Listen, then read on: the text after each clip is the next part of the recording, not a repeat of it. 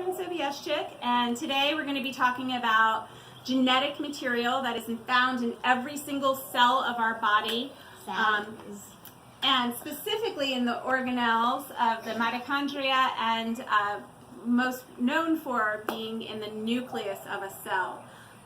It was just yesterday that we talked about viruses. You can look for that video. We made models of viruses out of LOL plastic containers, and it just so happens that the different types of viruses we created, although they all have a protein capsid, and they all have genetic material, their RNA strands will have about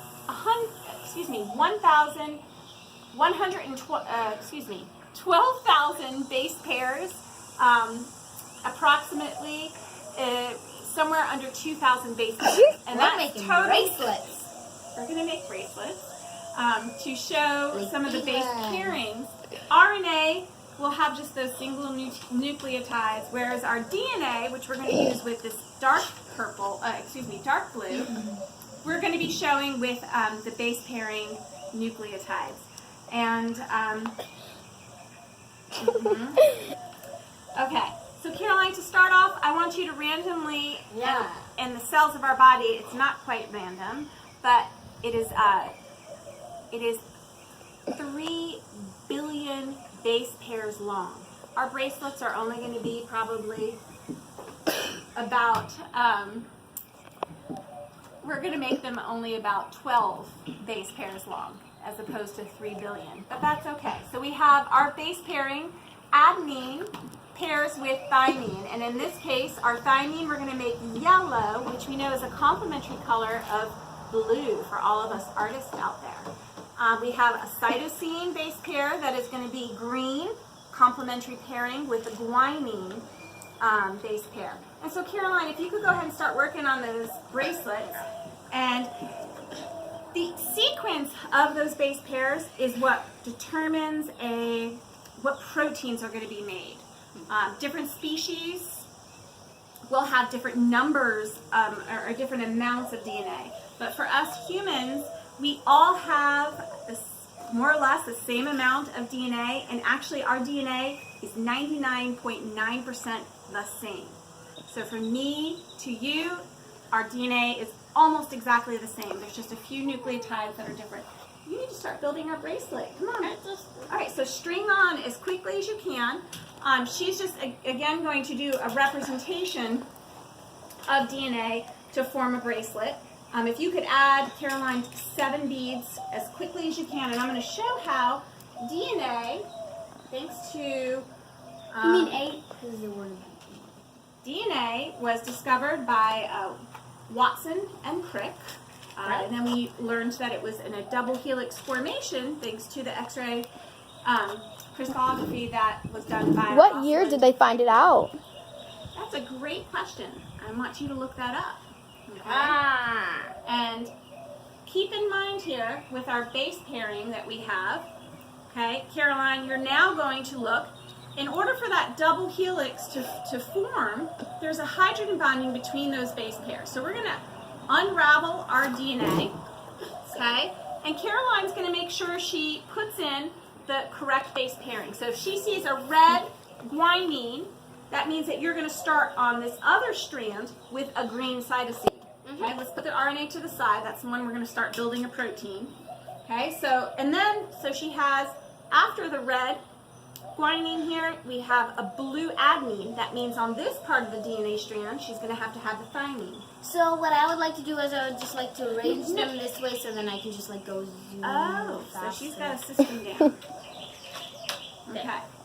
Now I can get started. Just going to it.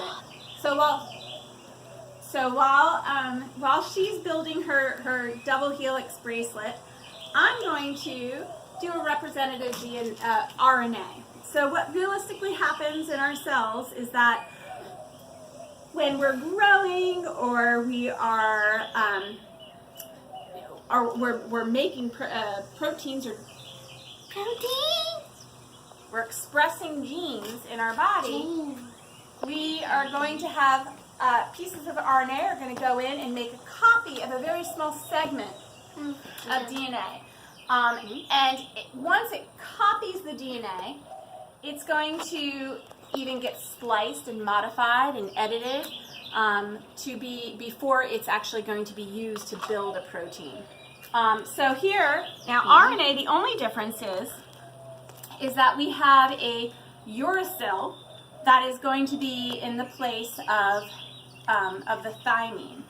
So if you notice here, I have a different color bead that is going to be coming in to make a copy. So as Caroline's doing this, if the RNA sees, for example, a red guanine, then it will copy a green cytosine.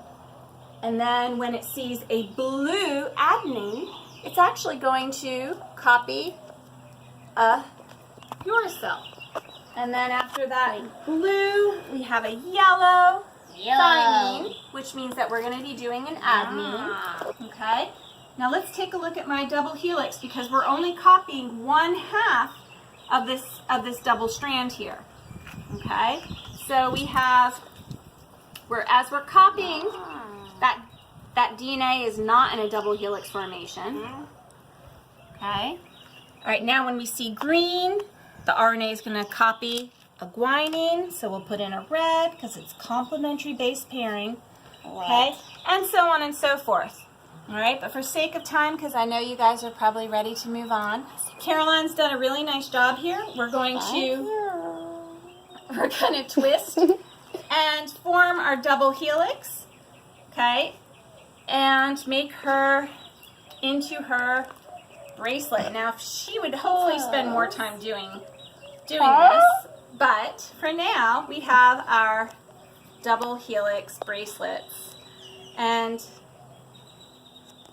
Caroline, can you recap for us where are these 3 billion nucleotides or base pairs found in our cells? Can you give me a little hint? A little hint. I think you were making lots of noises while I was saying. So in the nucleus of our cells, and also the mitochondria of our cells.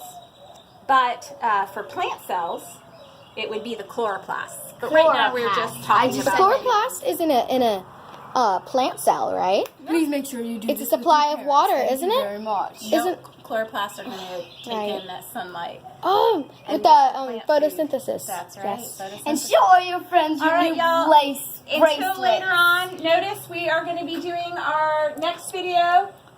Will be on the digestive system. 1, 2, 3, huzzah!